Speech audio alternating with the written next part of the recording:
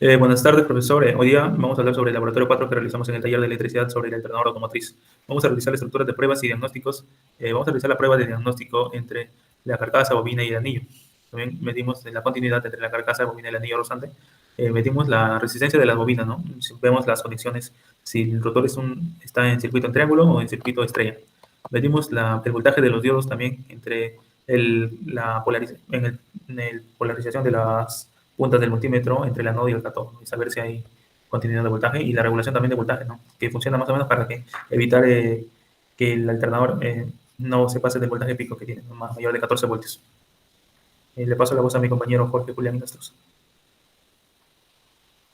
Continuando con la explicación, gracias compañero Luis, vamos a hablar un poco del alternador. Este alternador se ha hecho diferentes mediciones, lo que ya mencionó mi compañero Luis, sobre la medición hacia el anillo, en la prueba de aislamiento, tanto en el estator como en el rotor. Se ha hecho también la medición de diodos, que salen acá los valores, como puede ver en el multímetro la prueba de diodos. Y que, bueno, este alternador funciona de manera delta, ¿no? Como podemos apreciar aquí, lo que genera es una maquinaria más pesada, ¿no? Que genera más voltaje. Aquí podemos ver un diagrama, cómo está compuesto, ¿no? El estator en forma de delta y los diodos, ¿no? Cómo se analiza. Bueno, hemos visto a través de estas mediciones que tanto el estator como el rotor están en buenas condiciones, en buen estado, que no hay continuidad tanto en la bobina como en la carcasa, y por ende está en buen estado. Lo que sí hemos visto un detalle es en el desgaste de los carbones, ¿no? Que simplemente es un cambio de carbón y algunos tornillos que faltaban en este alternador. Eso es lo que hemos podido solucionar, que es simplemente recomendar, es que cada cierto tiempo se tiene que cambiar los carbones para que tenga un mejor funcionamiento. Le doy pase a mi compañero Andy para que pueda seguir dando la explicación del alternador 2 que se hizo las pruebas también. Buenas tardes, profesor. Continuando con la exposición, voy a explicar sobre el alternador 2 que vimos. Siguiente diapositiva. Bueno, el alternador 2 tenía tres terminales, como podemos ver acá, hay 1, 2 y 3. Siguiente diapositiva. Bueno, acá tenemos las mediciones que hicimos. En la primera imagen podemos ver las mediciones que hicimos de continuidad entre los dos anillos. En este caso sí existe continuidad, ya que nos arroja un valor de 0.3. En la imagen 2 también vemos una medición de continuidad entre el terminal y el neutro. En la imagen 3 también tenemos una medición de continuidad. En este caso no existe continuidad, ya que estamos midiendo la carcasa contra el aislante. En la imagen 4 tenemos también lo que es una prueba de continuidad también entre lo que es el caparazón y el aislante. Por eso es que nos arroja OL. En la imagen número 5 tenemos lo que es las mediciones para ver si es positivo o negativo. Siguiente imagen. Ya, bueno, acá tenemos las partes que hemos encontrado del alternador que están en mal estado. Tenemos en la primera imagen lo que vemos los anillos rozantes, acá le falta un anillo.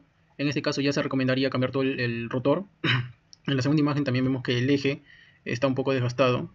Y en la tercera imagen también vemos la parte de afuera que también está desgastado, que hay tornillos que están robados y por ende ya es mejor cambiar todo lo que es la parte exterior. Gracias. Ya dale. Continuando con la exposición, mi nombre es Jordi Talomero Cabanías. Bueno, voy a hablar sobre el alternador número 3. El alternador número 3 tiene una configuración peculiar que a diferencia de los otros alternadores, ¿no? Tiene una configuración de campo. Bueno, he buscado en internet y esta es la que asimila mejor. Luego hemos hecho las mediciones, igual que los anteriores alternadores, hemos hecho mediciones de los anillos, lo cual nos da un valor que es de 3.2, que es moderado en el rango establecido. Luego hemos hecho continuidad o algún tipo de resistencia que hay entre la carcasa y el estator, y el rotor y el estator, lo cual nos marca OL, lo cual nos da a entender que este alternador en ese ámbito está perfecto, ¿no? Porque no hay continuidad entre carcasa y el componente. Bueno, después hemos hecho prueba de diodos. Y en la prueba de diodos en los diodos que hemos medido nos da 4.33. Eso va a suceder en los anteriores diodos, excepto de uno. Y luego después hemos invertido a ver cuál era y nos dio que los de arriba eran positivos y los de abajo eran negativos.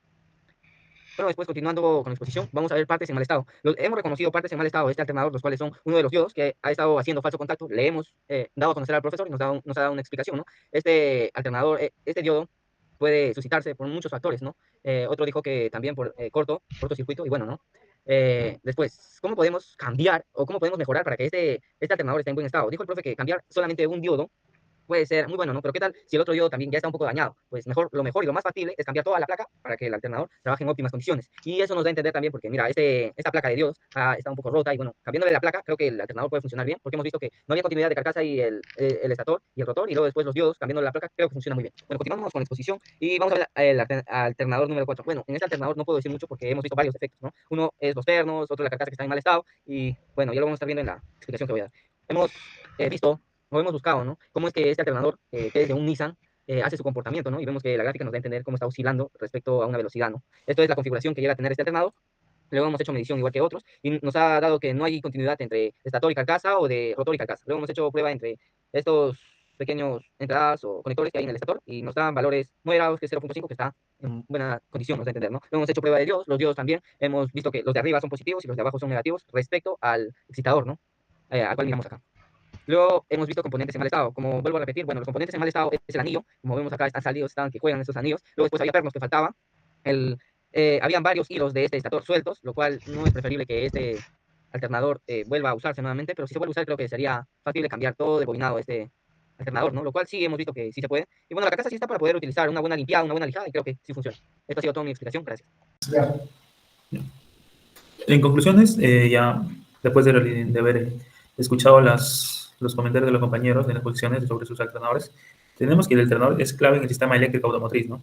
Conocer la estructura permite el diagnóstico preventivo y la prueba pasivas ayudan a identificar las fallas antes de reinstalar. Gracias.